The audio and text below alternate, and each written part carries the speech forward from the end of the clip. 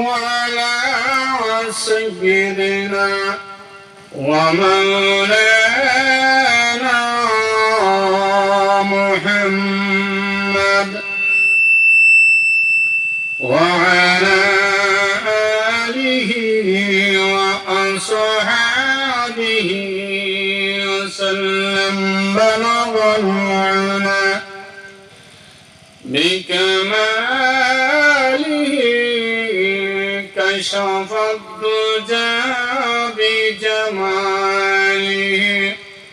حسنت جميع خصاله صلوا عليه وآله لا إله إلا الله محمد رسول الله صلى الله عليه وسلم ঐতিহ্যবাহী গ্রাম শান্তিপুর দিনাই সুনামগঞ্জের উদ্যোগে আজকের ইসলামী মহাসম্মেলনের শ্রদ্ধাভাজন সভাপতি মুআজ্জজ মুকাররম হযরত উলামায়ে কেরাম, উপস্থিত সর্বস্তরের প্রাণ প্রিয় মুসলমান ভাইরা,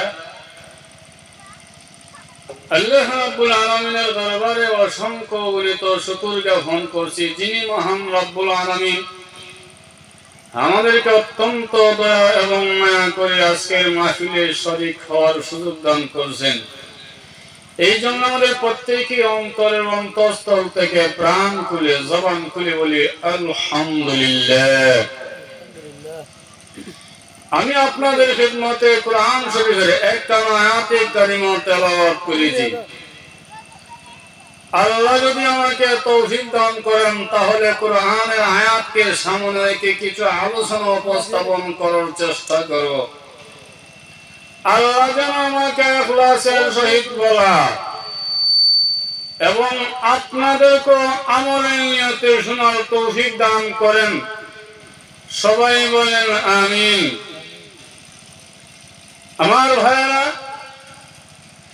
আমি যে আয়াতে কারিমা তেলাওয়াত করেছি, এই আয়াত অত্যন্ত গুরুত্বপূর্ণ আয়াত, যেটা প্রত্যেক মুসলমান নরনারীর জন্য একান্ত প্রয়োজন।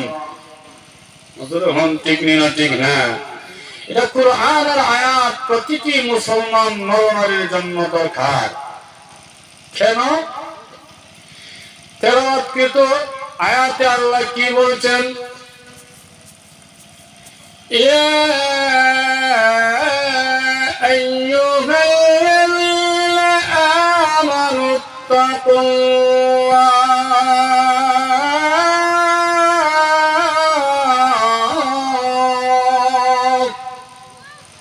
হাক্কা তুকাতিহ ওয়া লা তামুতুন্না ইল্লা ওয়া আনতুম মুসলিমুন।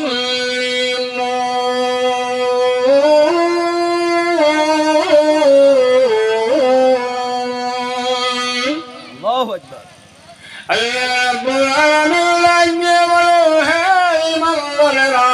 পৃথিবী ইমানদারেরা লক্ষ্য করে শুনে,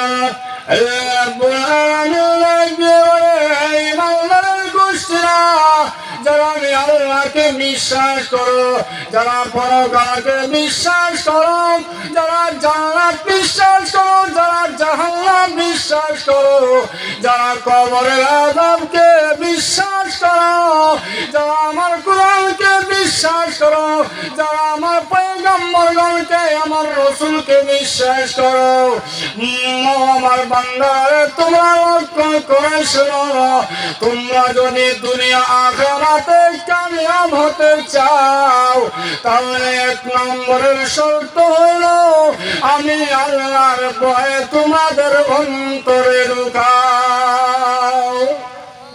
একটু জোরে বলুন সুবহানাল্লাহ।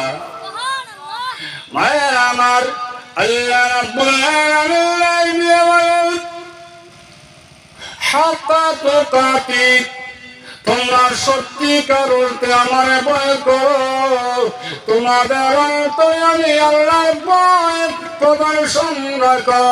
আমার ভয় তোমাদের অন্তরে, তোমাদের কলিজায় ফিট করো।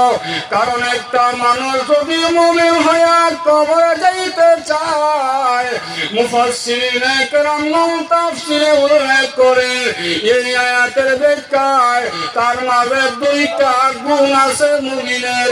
এই দুইটা গুণ যদি অর্জন করতে পারে কোন আল্লাহর বান্দা, কোন বান্দি, মুমিন হইয়া আল্লাহ রাব্বুল আলামিনের প্রিয় বান্দা, আল্লাহর প্রিয় বান্দি হইয়া কবরে যাইতে পারবে। ঘুমাই গেছেন? সুবহানাল্লাহ হইতেন না? আল্লাহ রাব্বুল আলামিনের এক নম্বরের গুণ হইল বান্দা বান্দির অন্তরে তার কলিজার মধ্যে আমি আল্লাহর ভয়ে থাকতে হবে। আল্লাহর ভয় এক নম্বরের শর্ত, এই হলো তার প্রধান গুণ। দুই নম্বরের গুণ হইল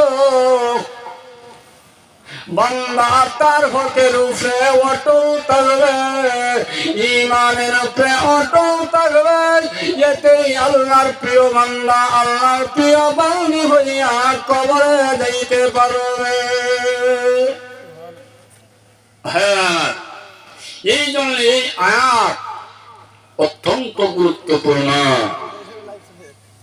يا أيها الذين آمنوا اتقوا الله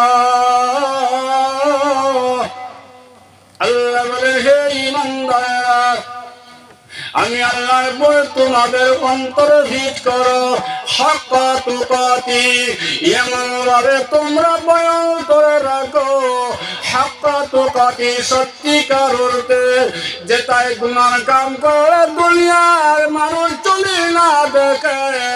আল্লাহ রাব্বুল আলামিন বলেন আমি আল্লাহ দেখি যেখানে মানুষের দেখার কোনো শক্তি রাখে না।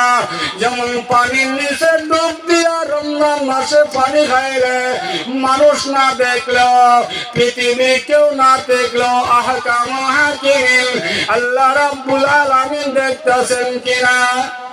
একটু জোরে হন, দেখেন না? পৃথিবীর কেউ না দেখলো আহকামুল হাকিম আল্লাহ রাব্বুল আলামিন দেখেন। রোজাদার ব্যক্তি ডুব দিয়া পানির নিচে পানি খাইছে, ঠিক না? ঠিক না ভাইয়ের আমার? এই কারণে দরজা লাগায় যদি কেউ গুনার কাম করে, পৃথিবীর কেউ না দেখলো আমার আল্লাহ রাব্বুল আলামিন দেখতেছেন কিনা? পৃথিবীর সকলের চোখে পাখি দিলে আল্লাহর চোখে পাখি দেওয়া সম্ভব না। আল্লাহ আলিমুল গায়ব, যিনি গায়বের খবর জানেন।